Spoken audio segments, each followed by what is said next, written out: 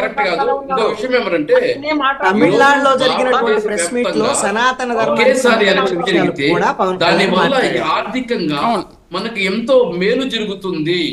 ప్రతి 5 సంవత్సరాలకు ఒకసారి సర్పంచ్, ఒకసారి ఎంపీటీసీలు, ఒకసారి జెడ్పీటీసీలు, ఒకసారి అసెంబ్లీ, ఒకసారి పార్లమెంటు జరిగేదాని వల్ల ఎలక్షన్ కోడ్ల వల్ల అదే విధంగా ప్రజలకు ఇవ్వాల్సిన ఏదైతే న్యాయం చేయాలో వాటిని చేయలేకపోతున్నాం.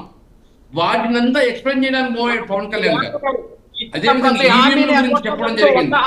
ప్రతిపక్షాలు కానీ గెలిస్తే మాత్రము వాళ్ళ అధికారంలో వస్తే మాత్రం ఆ ఈవీఎంలు కరెక్ట్ అనడము, అదే విధంగా ఎన్డీఏ కూటమి మాత్రం చేస్తే అది కరెక్ట్ కాదనడము, అది కరెక్ట్ ఎన్నిక కాదనడం, ఇది కరెక్ట్ కాదు అని చెప్పి పవన్ కళ్యాణ్ స్పష్టంగా చెప్పాడు.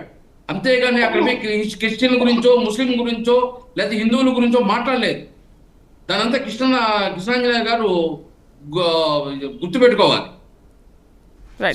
చిన్నప్రెడ్డి గారు మీరేదో మాట్లాడుతున్నారు. చిన్నప్రెడ్డి గారు, పవన్ కళ్యాణ్ గారు ముస్లింల గురించి మాట్లాడతాడు, హిందువుల గురించి మాట్లాడతాడు, క్రైస్తవుల గురించి మాట్లాడతాడు, కులాల గురించి మాట్లాడతాడు, మతాల గురించి మాట్లాడతాడు. అన్ని రెచ్చగొట్టడం పవన్ కళ్యాణ్ గారి యొక్క నటనా కౌశల్యానికి అదొక పరాకాష్ట. సినిమాలలో చూసాం, ఏ సినిమాకి ఆ రంగు వేసుకోవటం, ఏ సినిమాకి ఆ వేషం వేయటం, ఆ పాత్ర పోషించటం. రాజకీయాల్లో కూడా ప్రతి పాత్రని ప్రతి పాత్రని కూడా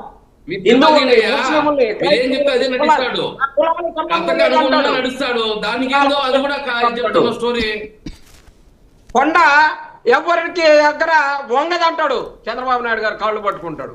పవన్ కళ్యాణ్ గారు మరి ఎందుకని ఇవన్నీ చెప్తా ఉంటాడు. పైకేమో ఇలా చెప్తా ఉంటాడు, మళ్ళీ ఇటు పక్కకు చూడంగానే మళ్ళీ ఆ మాట మాట్లాడుతూనే ఉంటాడు, ఏమాత్రం సంకోచించకుండా. చంద్రబాబు నాయుడు గారు గురువు అనుకుంటే చంద్రబాబు నాయుడు గారికే గురువుగా తయారైనటువంటి పరిస్థితి. అబద్ధాలు చెప్పడానికి ఏమాత్రం కూడా వెనకాడినటువంటి పరిస్థితి. ప్రజలకు ఇచ్చిన హామీ గురించి మాట్లాడు. ఏమన్నంటే జగన్మోహన్ రెడ్డి గారంట ఆ లడ్డూలకు సంబంధించి కొవ్వులు కలిపారంట. ఏమైందా నీ కొవ్వులు ఎవరం? ఏముండదు, ఏదో బురద చల్లటం, మీరు తుడుచుకోండానని చెప్పటం. ఏమన్నంటే నేను వైట్ షర్ట్ వేసుకొని తిరుగుతున్నాను, నన్ను ఎవరు అంటానికి వీల్లేదంటాడు. ఎవరన్నంటేనేమో కబర్దార్ అని అంటాడు. ఏం మాట్లాడతాడో ఆయనకే తెలియదు. రోజు ఒక మాట చెబుతాడు, రోజు ఒక కులాన్ని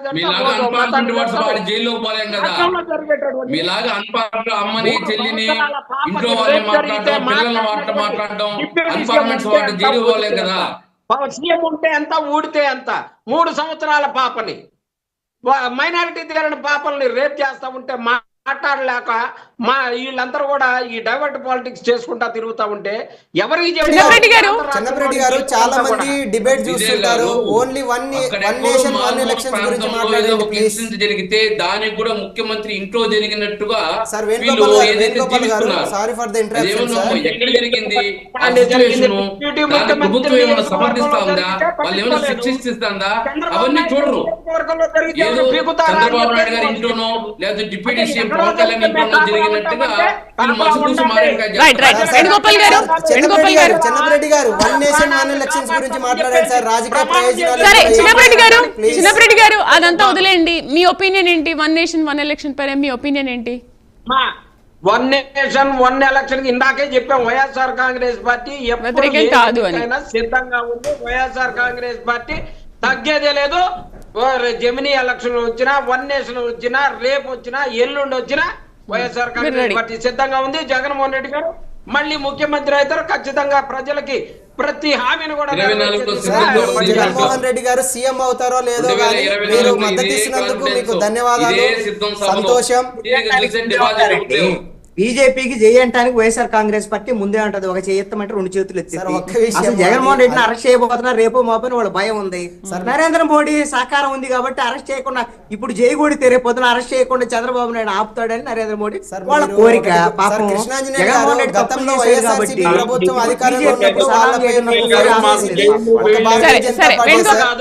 మమ్మల్ని అరెస్ట్ చేయడం, గుర్తు చేయడం, మమ్మల్ని కూర్చోబెట్టడం, జైల్లో ఉంచడం మాకేం కొత్త ఏం కాదు. కుట్రపూరితంగా జరిగేటటువంటి జైలుకి మేము ఎందుకు భయపడతాం సార్?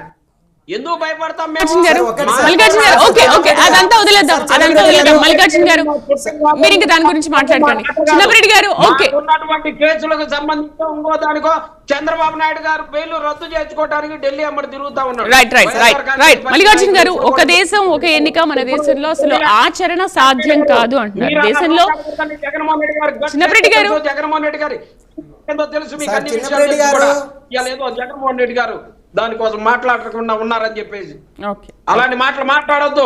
వైఎస్ఆర్ కాంగ్రెస్ పార్టీ కార్యకర్తలందరూ కూడా రైట్ ఓకే ఓకే చిన్నపరెడ్డి గారు,